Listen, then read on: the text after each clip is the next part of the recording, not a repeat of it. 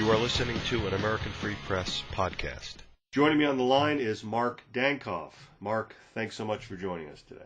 Dave, it's always good to be with you, and it's always good to be with the American Free Press. I seem to recall it 3 years ago. This last August, you and I were doing a major promotion of the AFP National Conference there in Austin where I was speaking, and that very fine interview that you did with me is still online, of course. Yes, that was a very good time. It was great to meet you and all the other folks. And that was, I believe, in 2013? I believe it was 2014. I'll have to go back and refresh my own memory on that. It was either 2013 or 2014. And I believe it was 2013 now that you mention it, because doing my computations the other night, it seemed to me that Mike Piper, I think, had a year and a half to live after he and I were together at that conference in Austin, which would put from August of 2013 to May of 2015. I guess that's about a year and a half, so that'd be right. Yeah, because for some reason, I always peg it at 2012, but I'm pretty sure it was 2013, but whatever the case may be, it was a great time. It was great hanging out with patriots, people who aren't afraid to speak the truth. Now, Mark, I saw a very disturbing article online and have since seen several of them. This one in particular says, Texas City tells people no Hurricane Harvey aid unless they promise not to boycott Israel. I want to get into that story in great detail in a moment, but before we do that, for the benefit of the listeners, Mark, can you give them a little bit of background about who you are? Yes, my involvement in our movement goes back quite a ways. In my less informed days, I was a Republic 36 Legislative District Chairman in King County, Seattle. That goes back 30-some-odd years ago. But progressively over time, I began to learn more and more about the Israeli lobby and about the nefarious influence that they have in our foreign policy, our government generally, our news media, our financial circles. So I became particularly engaged in this after 9/11 and have a background that many of your listeners will be familiar with. I have on occasion written for AFP in the past. I, of course, spoke at their national convention in Austin in 2013. I was the U.S. Senate candidate in the Delaware race in 2000 that involved Tom Carper and Bill Roth as the Democratic and Republican contenders. I was running with the Constitution Party at that time. And again, I've been around truth media for a long time, for several years at least, had my own show on the Republic Broadcasting Network. And then, of course, in more recent times, I've occasionally appeared with other people that are on that network, as well as a variety of other shows that involve, say, Rents Radio. So I've been out there a long time, and again, most of your listeners will be familiar with me, and my broadcasting domestically is augmented by Press Television Iran that continues to appear from time to time. So I'm there, and I was amazed the other day to discover that the Russian search index Yandex, which is their Google, Yandex.ru, had quite a series of listings on me. So somebody out there is paying attention to all of us and to the American Free Press. Through my listings on Yandex, I think the Russian public is becoming more and more aware that there are publications out there like AFP that are not controlled by the usual sources in the United States. Yes, there's plenty of terms for them. And by the way, thank you for getting into that and explaining that for the listeners, Mark. There's plenty of terms that we can refer to these people as. You said the usual sources. There's the enemy. There's our friends in the skullcaps. There are plenty of terms. They're all applicable because all one needs do is simply study and find out who's always behind the curtain causing misery for the world. And it's always the same cast of characters. It's just that, obviously, the corrupt, captured corporate garbage media can't say it because they are part of this clique, this evil clique that wants to destroy the world.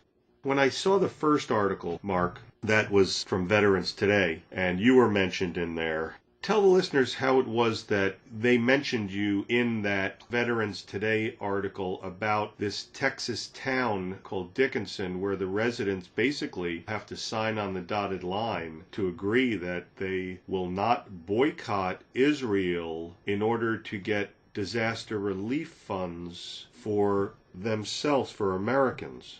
Jonas E. Alexis of VT is the basic author of a piece there entitled The Israelification of Dickinson, Texas. Alexis and I have worked together from time to time. He did a major interview with me last year after the Daily Beast took a major swipe at me. And this interview that Alexis did with me at that time entitled The Closing of the Zionist Mind, interview with U.S. Senate candidate Mark Dankof, where I proceeded to take apart this Katie Zawadzki of the Daily Beast for saying a series of things of me that range from the merely untrue to the downright libelous. So Alexis and I have known each other for quite some time. He, of course, is the author of the encyclopedic 2-volume set, Rabbinic Judaism and Christianity, which I would recommend that to all of our listeners. Whatever your level of scholarship, we all can profit by reading what Jonas has written in those incredible volumes. I mean, you're talking about hundreds of pages there of well-researched material written at a PhD level, wonderful footnotes, wonderful bibliography. But at any rate, Alexis had gotten a hold of this information on what was going on in Dickinson, Texas, and had gotten a hold of the information about the meeting between Texas Governor Greg Abbott and Benjamin Netanyahu of Israel that preceded all of this nonsense, that involved activities that were undertaken in the state of Texas to make it a virtual crime to be involved in the BDS movement against Israel. Not a crime necessarily in terms of going to prison, but all kinds of Texas companies would be denied all kinds of accessibility to bidding on contracts with the state of Texas if they were known to be in any way, shape, or form involved in this BDS movement. In other words, anybody wants to do business with the state of Texas, according to Governor Abbott, they must be pro-Texas, which means if you're pro-Texas, you're pro-Israel or something to that effect.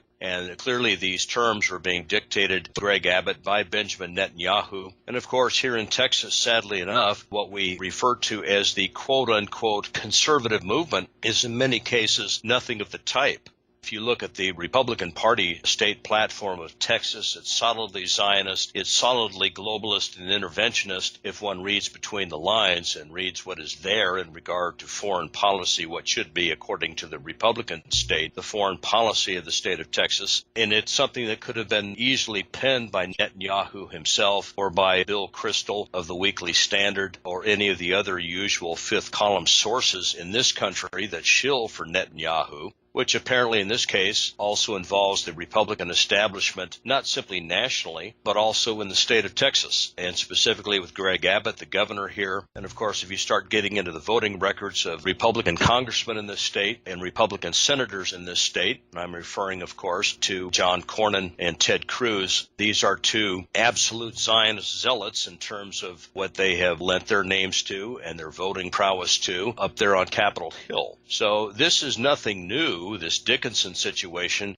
simply more the same, but it seems that it's been brought to the next level. So when you look at this place, Dickinson, Texas, you've got about 18,000 people there. I understand that about 90% of the city was flooded during Hurricane Harvey. We've had about 50% of this town destroyed by flooding. So this is an absolutely catastrophic situation. But Alexis and I discovered that when you started to get into this story about the city government of Dickinson, based upon their interpretation of the anti-BDS laws in the state of Texas that had been facilitated by Netanyahu's meeting with Governor Abbott, the City Council of Dickinson decided to include a verification not to boycott Israel pledge from every person in Dickinson who is going to receive any type of Hurricane Harvey relief. Now, of course, this brings us to the next step in all of this. The ACLU, of course, quite rightly in this case, or many cases where we are appalled by the ACLU, but from time to time they get it done correctly. They correctly understood that this was absolutely unconstitutional.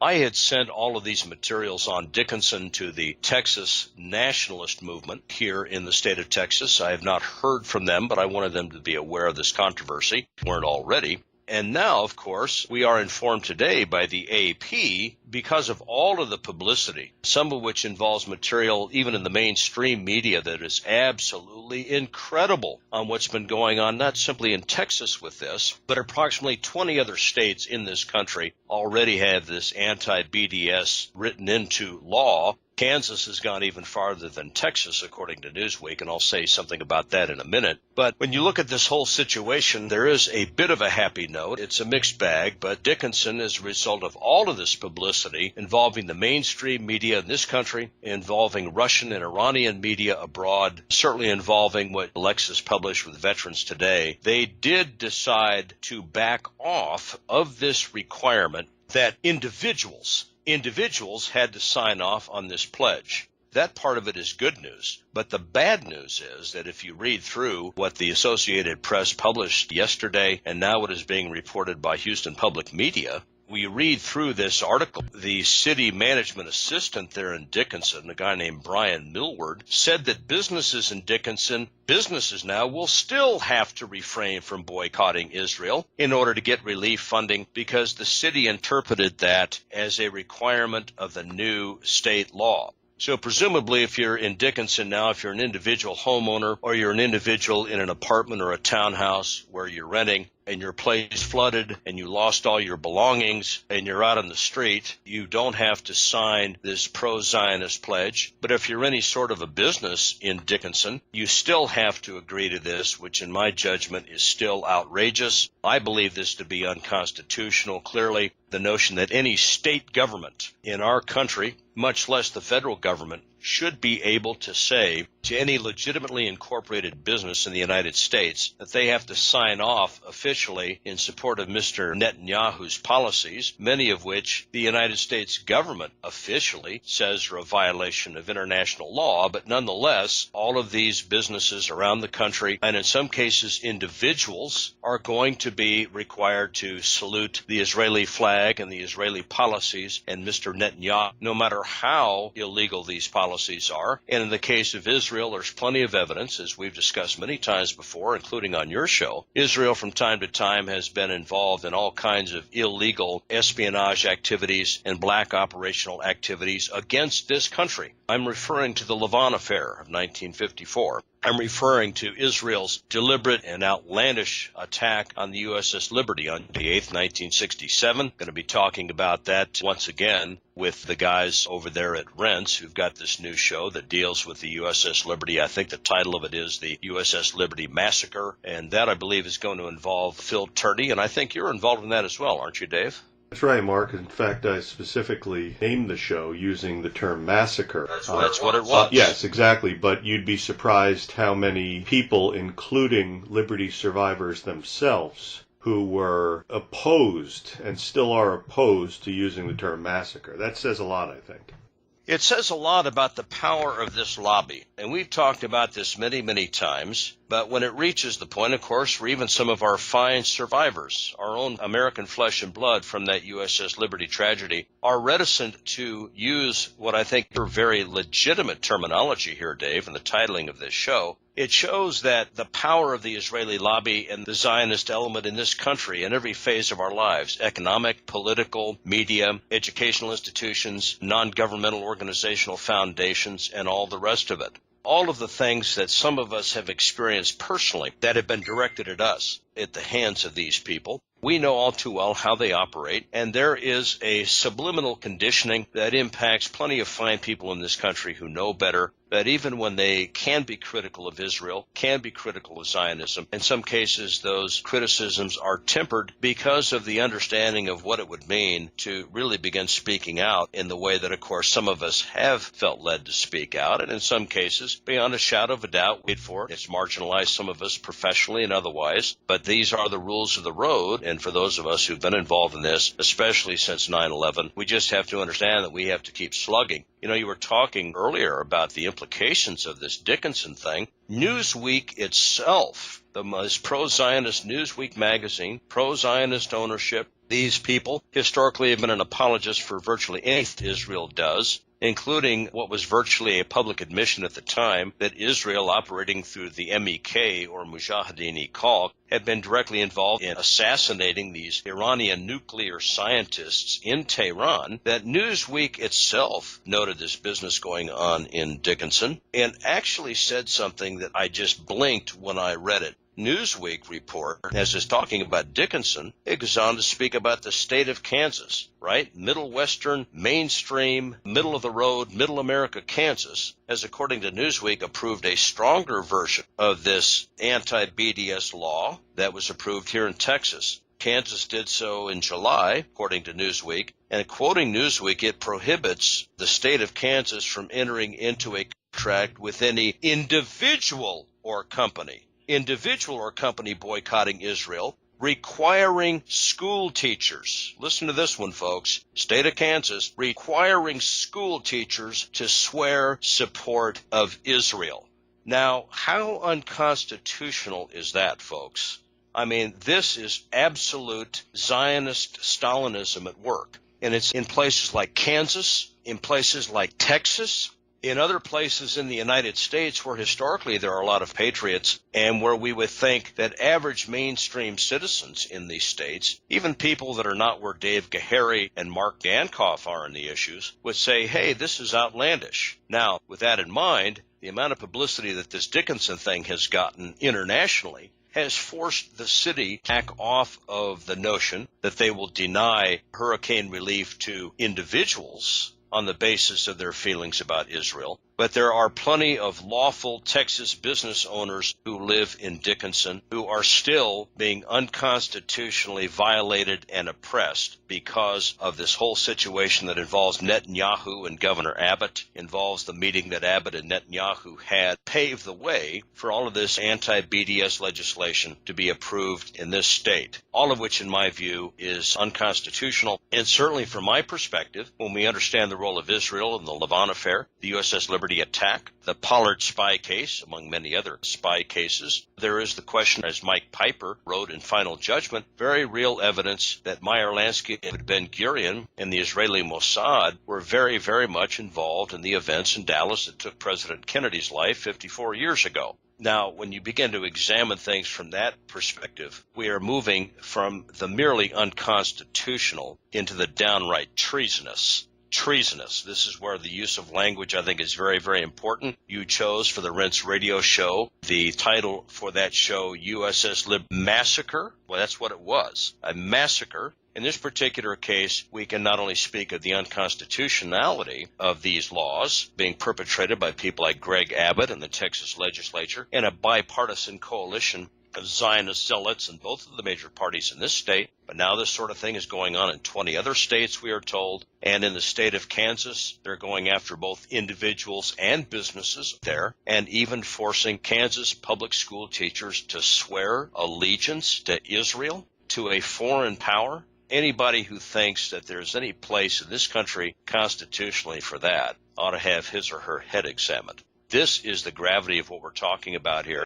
Mark, very, very, very well said. This is why you are sought after by outlets like Press TV to comment as a commentator. You summed it up perfectly. It is ominous. It is something that I know in the very near future, the average folks that you were alluding to are going to have to face up to and realize that this entity has been destroying this country with the help of our own citizens, not just the dual citizens, but our own citizens. They've been destroying this country. For what? Because they're easily bribed, because they want positions of power, because they actually like Israel. I seriously doubt that that's the case. I'm sure there are not too many Americans that actually have a natural fondness for that mini-state, that bellicose mini-state that thrives on wars because so much of its economy is based on selling armaments. But yes, this is something that the individuals here who are heretofore ignorant about these matters, as you mentioned, they're going to have to come up to speed. And when that happens, when the proverbial shit hits the fan, they're going to be looking a lot more closely at you, Mark, and what you've been saying for many years, and what American Free Press has been writing about and saying for many years. And I think that this might be, besides the fact that it's incredibly significant and incredible in the sense that it actually happened, that these residents of this town are on their knees, and while they're on their knees, their own government is telling them to swear an oath of loyalty and fealty to a foreign power that has no problem with murdering civilians every day that goes by. This is the standard operating procedure of this country, that when people are on their knees, they will take advantage of them. And if somebody doesn't know that, all they have to do is read. It's out there for you to find out. When these people are on their knees, when they have nothing left, like you said, when this town was destroyed by Hurricane Harvey, that's when the Zionists come out and force, using whatever it is that they use, bribery, blackmail, extortion, whatever it might be, and they do use that. That's in their arsenal. To have these American slave puppets even go against their own citizens to say, yeah, you want aid? Sure, no problem. Here it is. Oh, by the way, can you sign here on number 11? That says you will not boycott Israel. It is unconstitutional because a long time ago the Supreme Court ruled that political boycotts are protected by the First Amendment. So yes, this is something that by them backing off, it's a good sign, but we always have to be on our guard for these nasty Zionists and the nasty creatures that do their bidding here in our own country, America. They're going to be doing this in the future because this boycott, divestment, sanction movement, this campaign is actually working, and it's scaring the crap out of them, and they realize that they're going to have to do things like this in order to counteract it. Because look what happened to South Africa. And that's coming for that little tiny warlike country in the Middle East there, that illegal country in the Middle East that's ruining the lives of many people. So, Mark, I want to thank you for the time you spent explaining this the way you did. I love hearing you speak and giving the listeners an analysis of what happened. And I'm looking forward to, as always, speaking to you again real soon. Hey, thanks, Dave. And I'll just say in conclusion that the people of Dickinson, Texas, who are waiting for hurricane relief and have had their lives destroyed, and who are in some cases going to be hearing your voice and mine, let them understand what this means. Let other Americans whose young men and women are going apparently to die in the next phase of these Zionist wars, presumably involving an American and or Israeli attack on Iran, let them understand that the murders of Palestinians and the land thievery against Palestinians, the murder of people in Yemen, the attempted destruction of a sovereign country, Syria, with all that has happened in that country when Israel and the United States and Saudi have been working with ISIS and al-Qaeda to destroy the lives of millions of Syrians there. And then, of course, we've already talked a little bit about the Iran situation now. We can point to Libya, we can point to Iraq and Afghanistan. Let the average American begin to understand that when we read about these things going in faraway places, that the crimes that are being financed by our money, the crimes that are being committed in our name, our previously good name, which increasingly means nothing good in the world anymore, it seems, those are the crimes that are progressively being aimed now at the economic sustenance of the American people and their businesses. We continue to supply $10 billion in tax money to these murderers every year. And last but not least, the entire development of the American warfare state, national security state, that has been aimed at other countries illegitimately for years now, is increasingly coming to be used in the development of a police state in the United States that is destroying our own constitutional heritage and our Bill of Rights. In other words, the average American is going to come to know in the future, and I think this Dickinson thing proves it, the average American is going to suffer at the hands of this Zionist entity in the same way that the average Palestinian, the average Iranian, the average Syrian, the average Libyan, the average Iraqi, or the average Afghani could have explained it to them and continues to try and explain it to them now. Mark, again, you're 100% right. They thrive on this, and they relish when the United States experiences the misery that they bring to other countries, just as they were celebrating on 9/11 when that happened. And when that human piece of garbage, Netanyahu, said, when asked to comment on the 9/11 attacks, he said, "Oh, it's very good. Oh, it's not good. It's good for Israel." This is the way these people think. This is how they act. So yes, you're 100% correct, Mark, in what you're saying. And we're so lucky to have somebody like you out there who can see what's going on and then explain and encapsulate what happened in such a concise and eloquent way. So again, Mark, thank you for your time, and I'm always, as I said, looking forward to talking to you again real soon. Hey, God bless Dave, and God bless all the fine people at AFP. And when this does get published, let me know, and I'll make sure that the international media gets it.